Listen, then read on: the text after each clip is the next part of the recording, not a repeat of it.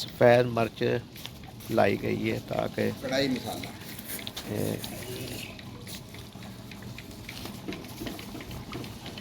कढ़ाई मसाला पाया जाए।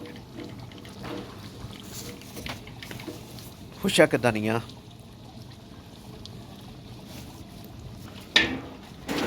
सारिया चीज़ा पाने तो बाद मसाले सारे पाने तो बाद ये हिला दिता गया है। और हाँ जी बिल्कुल जी, बिस्मिल्लाहिर्रहमानिर्रहीम। ये देखो जी प्याज घट रहे ने ते ए गोश्त धुप के ते हुण पानी नुचड़न वास्ते रख दिता गया। ए सामने साडा पहलवान खलोता है जी। ये साडे रेसिपी तैयार हो गई है चिकन कौरमा ते इत्थे बालन पे बलदा ते उहदा धुएं दे नाल ना अखां 'चों पानी भी वगदा है जी।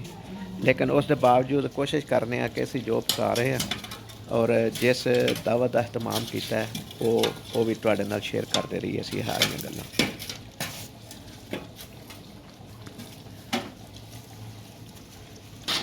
दूसरी देग सब्ज़ इलाची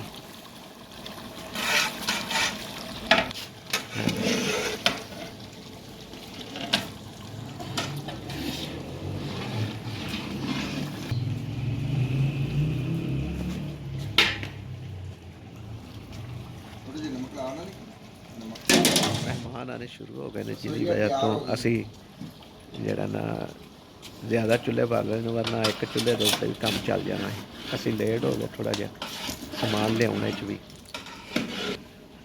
और गई एक देग जी उतारन लगे ने उस तो बाद थोड़ा जहा कोला ला के रख दिता गया ताकि सालन गर्म रहे, कौरमा जो ना गर्म रहे, ठंडा ना पवे क्योंकि मौसम ठंडा है।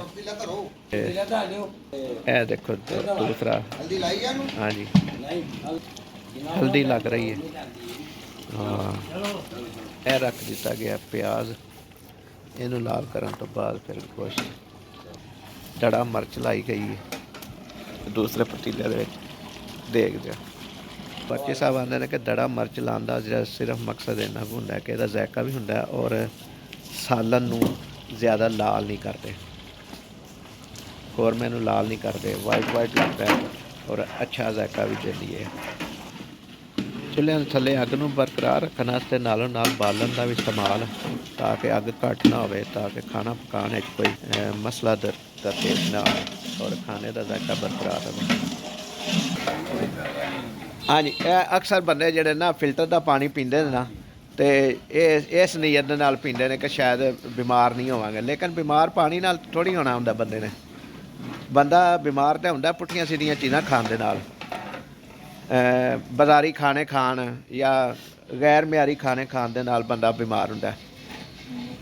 असीं हुण हिसाब नाल साडी जिहड़ी मोटर लगी है अपनी घर की, असीं ਉਹਦਾ पानी पीने और बोतलों भी भर के रखने तो 2 दिन बाद भी पानी जड़ा ना साडा खराब नहीं होंदा, रंग नहीं बदलता, जायका नहीं बदलता, इन्ना अच्छा बोर है।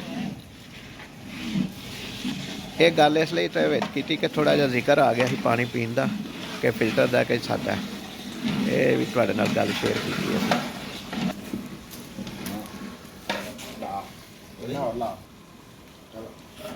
नमक लाया गया हूँ यह जी दही लान लगे हुण भुनन तो बाद ना दही लान लगे हाँ आ गया दही लगन। हाँ जी इन्हों दम दे देना ना। अच्छा दम दे के कोले चला दे। अच्छा तो माशाल्लाह तैयार हो जाएगी फिर ये अपने मेहमान तो ठीक है। तो दोस्तों ये सी अज की साडी वीडियो, चंगी लगे तो लाइक करिया जे, शेयर करिया जे, चैनल सबसक्राइब करिया जे, अपने प्यारिਆਂ ਦਾ बहुत सारा ख्याल रखिया जे। खुशक धनिया, वाइट मिर्च, सफ़ेद मिर्च जिन्हों आने चिट्टी मिर्च, कढ़ाई गोश्त मसाला लाया गया है। ये हुण मसाले तकरीबन पूरे हो गए ने तो कौरमा तैयार हो गया। तो सानू दिओ हुण इजाज़त, अल्लाह निगहबान।